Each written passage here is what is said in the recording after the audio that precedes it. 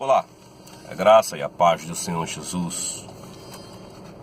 Que o Senhor console o teu coração, meu amigo, minha amiga, meu irmão, minha irmã. Eu quero nesta hora trazer um texto da palavra do Senhor que está lá em Lucas, no capítulo 7, a partir do versículo 11, que vai narrar a história de uma mãe que estava indo sepultar o seu filho. No verso 11 diz que Jesus ele era seguido por uma grande multidão, e ele se depara também com um cortejo que vem saindo, aquela mãe vindo na cidade de Naim, e ela estava indo sepultar o seu filho.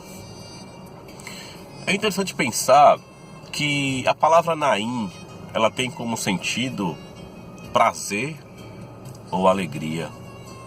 Ela estava saindo da cidade da alegria e do prazer. Mas naquele momento não era um momento de prazer nem de alegria. Então ela vem com aquele cortejo e Jesus também sendo seguido por uma grande multidão. É o encontro das multidões, uma multidão que seguia Jesus e outra multidão que seguia a viúva em lamento, em choro e sofrimento. Muitas vezes na nossa vida é assim. Aquilo que era para ser prazer e alegria, muitas vezes não mais tem. E a gente vai vivendo essa realidade na nossa vida. Até que nos deparemos com a realidade de Cristo.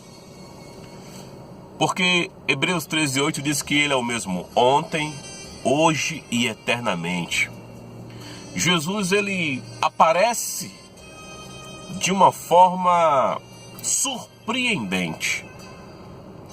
Se eu fosse colocar um tema nessa mensagem, eu colocaria Jesus, o surpreendente, aquele que surpreende.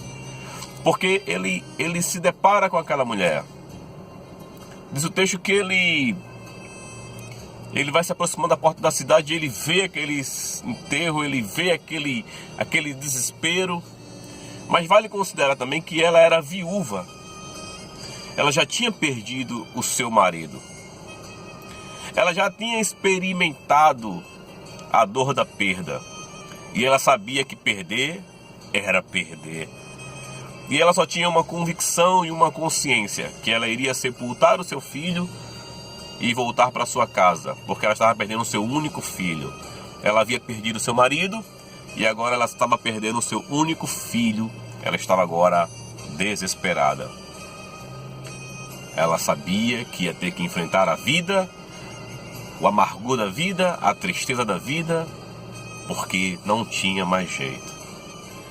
Mas de forma surpreendente, no versículo 13, Jesus fala assim: vendo-a, o Senhor se compadeceu dela e disse-lhe: não chores.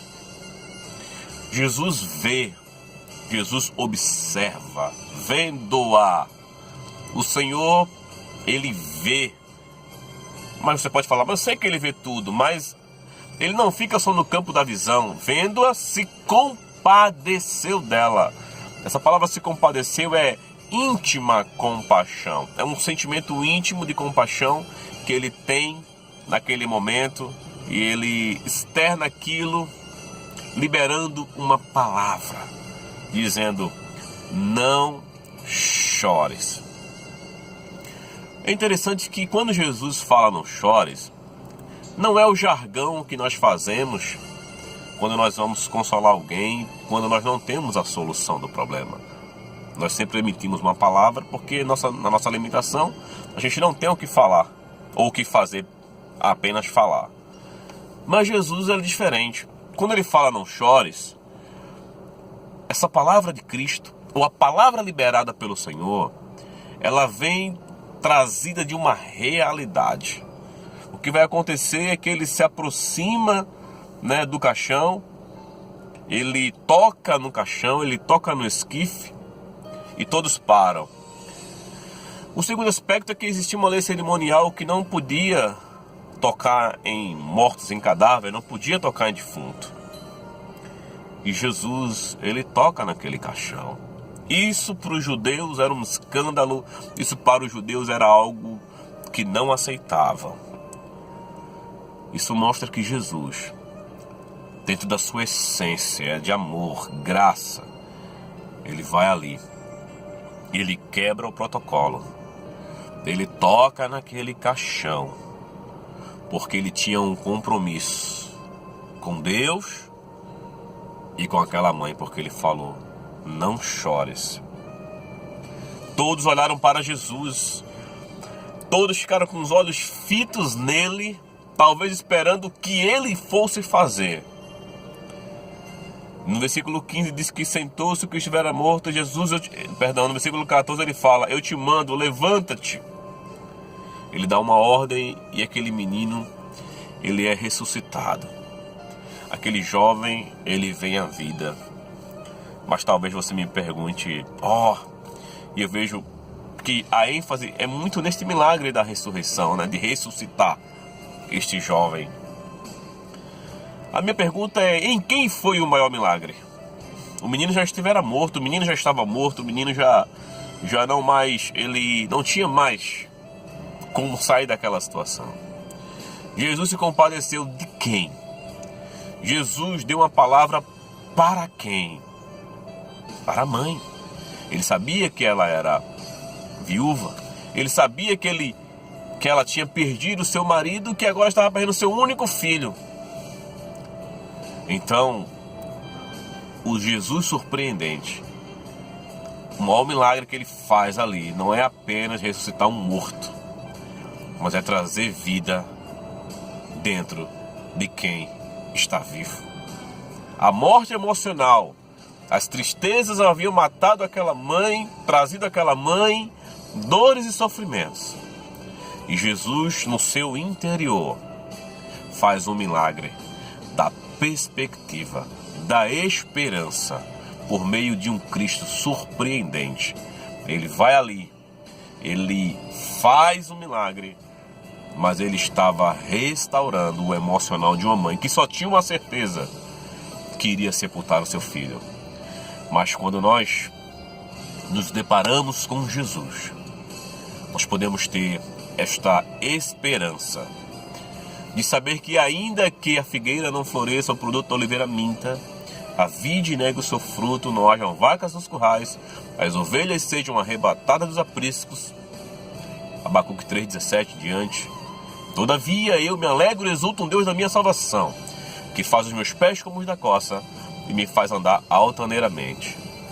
Somente Jesus, somente Deus, pode nos trazer esperança e transformar o homem interior, porque muitas vezes exteriormente estamos devastados, estamos assolados e tudo ao nosso redor está destruído e sem nenhuma perspectiva. Mas quando nos deparamos com Jesus, o nosso interior, o homem interior é transformado, porque foi isso que aconteceu com aquela mãe. Ela foi restituída do seu filho, mas muito mais que um filho, porque o seu filho, tanto ela, iriam passar pela morte. Mas o que Cristo estava dando de lição para ela não era que ele podia trazer um morto para a vida, mas é que ele podia trazer a vida para a vida, porque ela estava vivendo.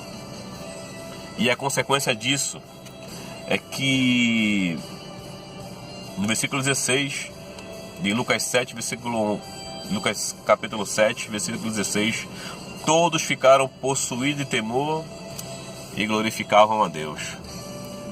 Todos os milagres de Jesus, todos os seus ensinamentos, toda a sua obra, é para que haja temor, é para que temamos, é para que haja reverência. Jesus não faz milagre para aparecer. E muitas vezes ele fez milagres e dizia: não conta a ninguém, não conta a ninguém, não publica, não vai para a tua casa, vai para os teus, não propaga. Jesus não precisa de propagandistas. Jesus não precisa de propagandistas. A igreja não é para fazer propaganda de Cristo. A nossa missão é pregar a Jesus, o Cristo, o Filho do Deus vivo, morto, ressuscitado, glorificado e que um dia vai voltar. Isso tem que nos trazer temor. Todas as vezes que o Senhor operar um milagre na minha e na tua vida, isso deve nos trazer temor. A pergunta que eu faço para você: qual é a palavra que o Senhor tem te dado? Para aquela mãe foi: não chores. E se Ele tem te dado uma palavra, se Ele tem me dado uma palavra, é porque juntamente com a sua palavra tem uma ação. Ele vai agir quando Ele falar. No caso daquela mãe, foi ressuscitar o seu filho e restaurar o seu interior. No meu caso e no seu caso, não será diferente. Porque Jesus Cristo é o mesmo ontem, hoje e eternamente. Que Deus te abençoe. Shalom Adonai, Yeshua HaMashiach.